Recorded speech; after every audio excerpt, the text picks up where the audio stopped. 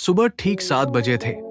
जिले की डीएम अंजलि सिंह हल्के गुलाबी रंग का सलवार सूट पहने बिल्कुल आम लड़की की तरह शहर में घूमने निकली थी।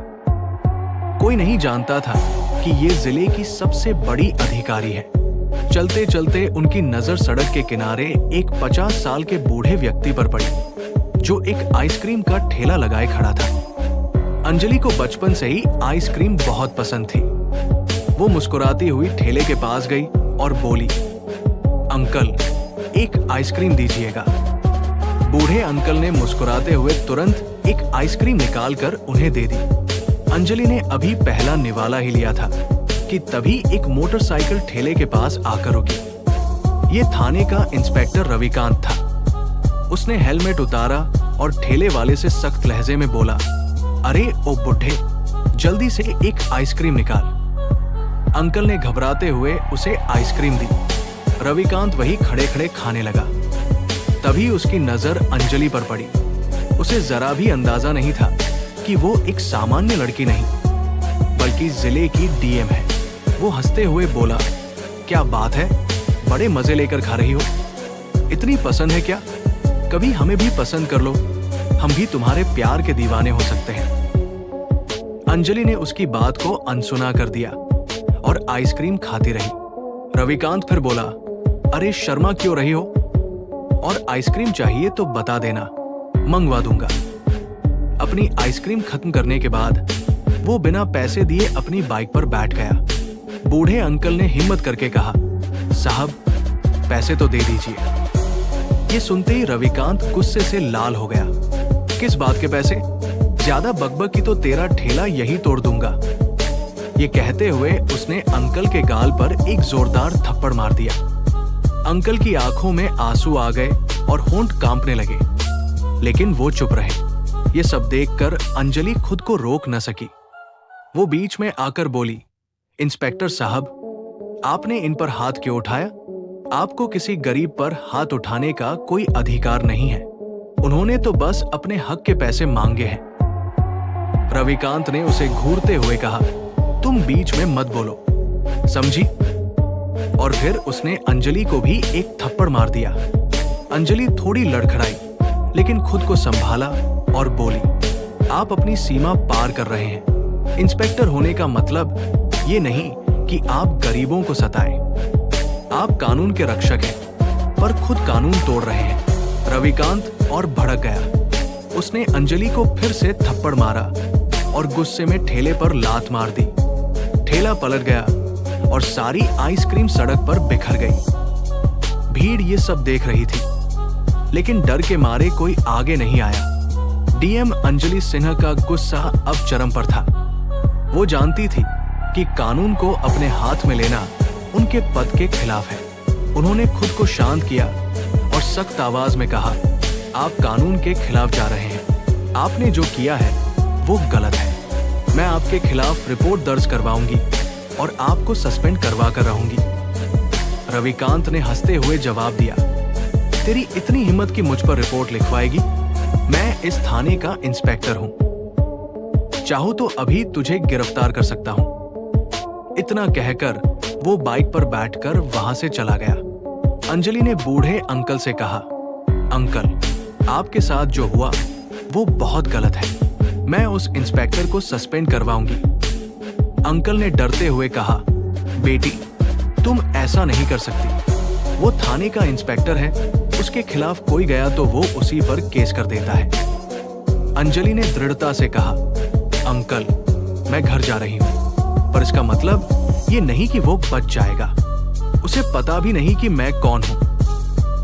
घर पहुंचकर अंजलि ने सोचा कि अगर एक इंस्पेक्टर ऐसा है तो पूरे थाने का हाल क्या होगा। ये जानने के लिए उन्होंने एक लाल साड़ी पहनी और साधारण महिला बनकर सीधे थाने पहुंच गई। वहां मौजूद सिपाही और एसएचओ संदीप सिंह नहीं जानते थे कि ये जिले की डीएम है। अंजलि ने एसएचओ से पूछा, इंस्पेक्टर रविकांत कहाँ है? मुझे उनके खिलाफ शिकायत दर्ज करवानी है। उन्होंने एक गरीब आइसक्रीम वाले पर अत्याचार किया, ठेला गिरा दिया और मुझे भी थप्पड़ मारा। एसएचओ संदीप सिंह गुस्से में उठ खड़ा हुआ। तुम क्या कह रही हो? मैं अपने इंस्पेक्टर के खिलाफ रिपोर्ट लिखूं? 10 रुपए की आइसक्रीम के लिए इतना बवाल क्यों? अंजलि ने शांत स्वर में कहा, आपको रिपोर्ट लिखनी ही पड़ेगी, ये कानून का उल्लंघन है। संदीप सिंह चिल्लाया, तुम मेरे ऊपर कार्रवाई करोगी? तुम्हारी इतनी औकात?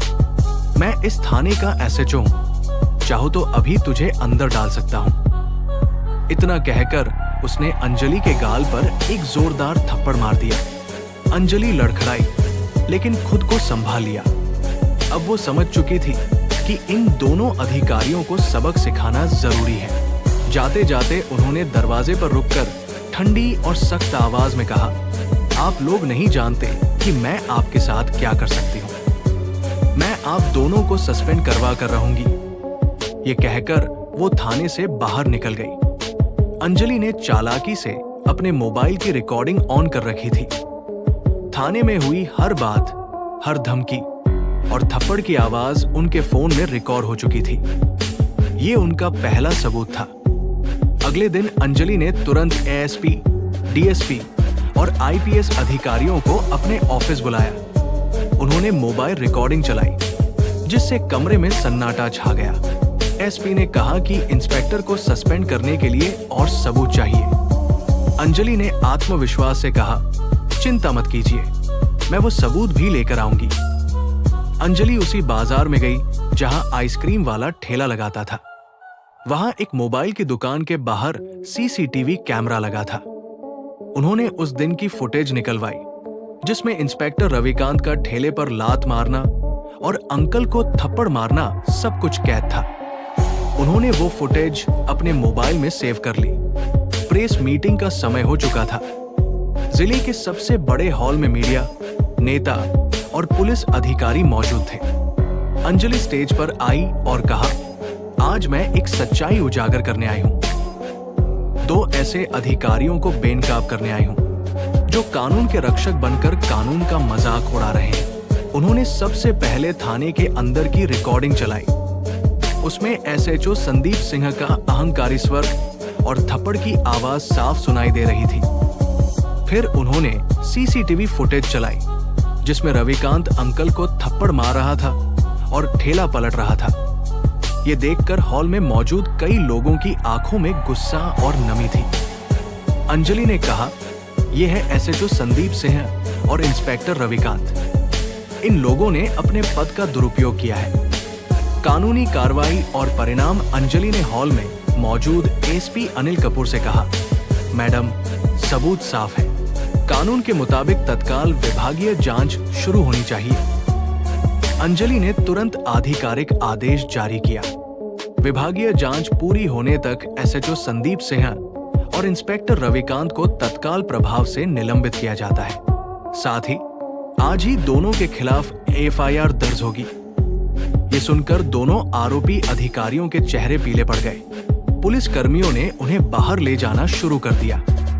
बाहर निकलते हुए रविकांत ने कहा, मैडम, हमसे गलती हो गई। अंजलि ने उसे रोकते हुए कहा, यह गलती नहीं, अपराध है। अगले ही दिन दोनों के खिलाफ आईपीसी की धारा 166, 323, 504 और 506 के तहत मामला दर्ज हुआ। कुछ दिन बाद अंजलि फिर से बूढ़े अंकल के ठेले पर गई। अंकल ने उन्हें देखकर हाथ जोड़ दिए। बेटी, तुम्हारी वजह से हमें न्याय मिला। अंजलि ने मुस्कुराते हुए कहा, अंकल, ये मेरा फर्ज था। अब आपका ठेला कोई नहीं गिरा पाएगा। उन्होंने मीडिया को अंतिम बयान देते हुए कहा, हमारा देश तभी सुरक्षित होगा जब कानून का पालन सभी के लिए बराबर होगा, चाहे वो आम आदमी हो या वर्दी में बैठा अधिकारी।